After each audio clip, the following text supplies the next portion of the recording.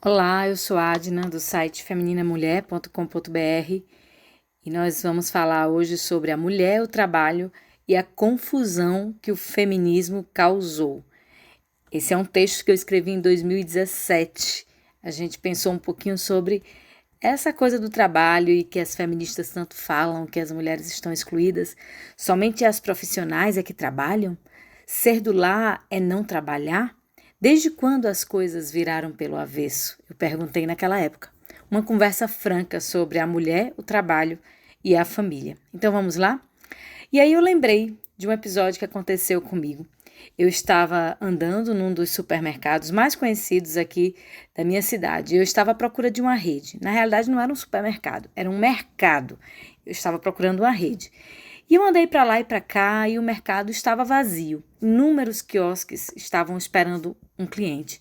Um cenário perfeito para uma boa pechincha. Num deles eu encontro uma mulher de uns 20 anos. Era alta, forte, disposta. Eu pergunto o preço da rede que estava exposta. Prontamente ela tira a rede, fazendo a maior bagunça. E aí eu falo: pode deixar lá mesmo, moça. Eu só quero saber o preço. Não, eu quero que você veja, falou a moça.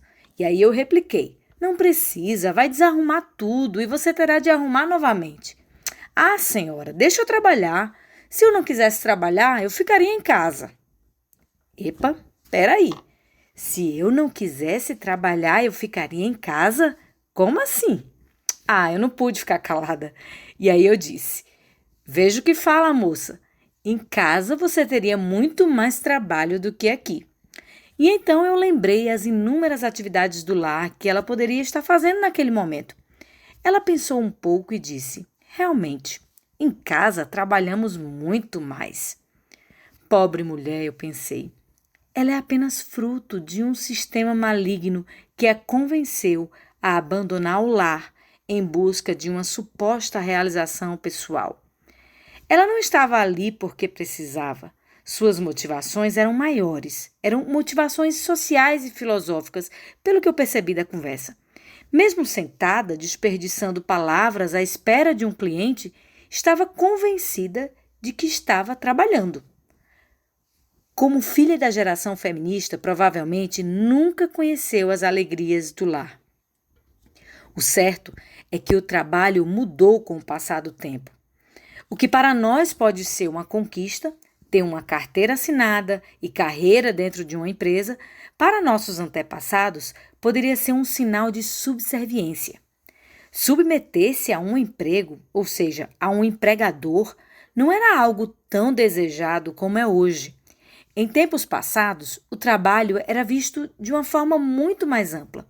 Trabalho era negociar mercadorias, trabalhar com as mãos, arar a terra, vender o excedente do que era produzido. O estudo acontecia em casa e os professores eram quase membros da família. A figura do profissional liberal era muito comum. Não havia grandes empresas nem organizações que captassem mão de obra especializada como temos hoje. O trabalho nas fábricas alterou o modo de vida e o próprio conceito de trabalho. Talvez seja por isso que a dona de casa não se sentia inferior. Dentro de casa, ela produzia, ela plantava, colhia, costurava, vendia, cozinhava, educava. Ufa, ela era uma rainha. Sim, esse trabalho era totalmente compatível com as mulheres, pois elas podiam exercer a maternidade e ainda ser economicamente produtivas, sem falar na rede de apoio que tinham, outras mulheres que ajudavam porque eram vizinhas, amigas e dividiam os mesmos fardos da vida. Não se tem registros de depressão pós-parto, transtorno de ansiedade, fobia ou depressão na vida daquelas mulheres. Talvez porque não se registrassem, você pode dizer. Talvez porque eram mais felizes mesmo. Elas eram mulheres economicamente produtivas em casa.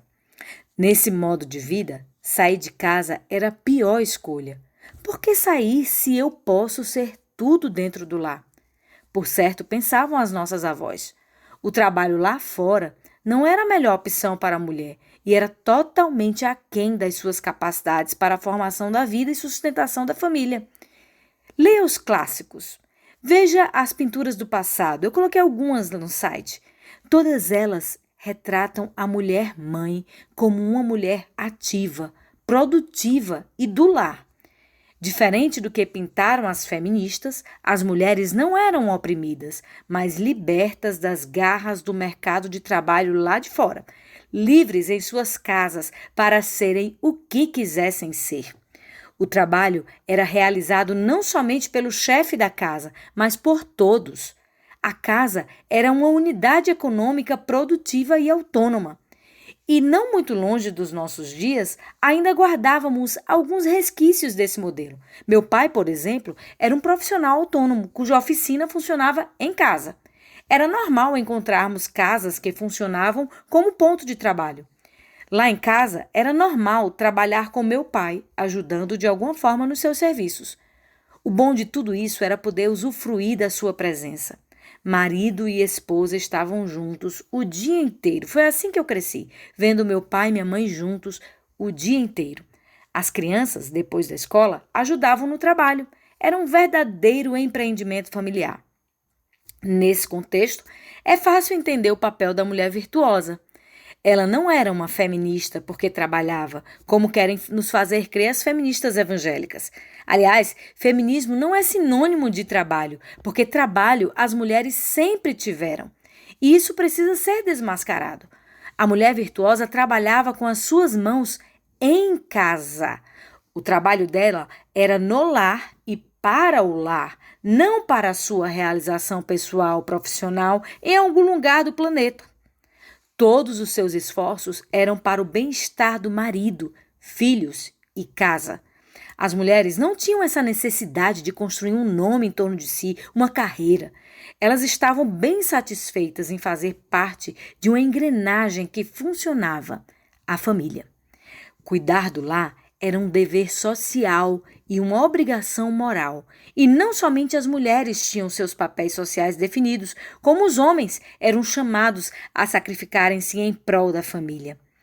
Mas eu vou falar sobre isso no próximo episódio, no próximo texto, explicando o que levou algumas mulheres a desejarem sair de suas casas e como isso alterou o formato familiar e o sentido do lar. Eu sou Adna Barbosa e falei para o site femininamulher.com.br.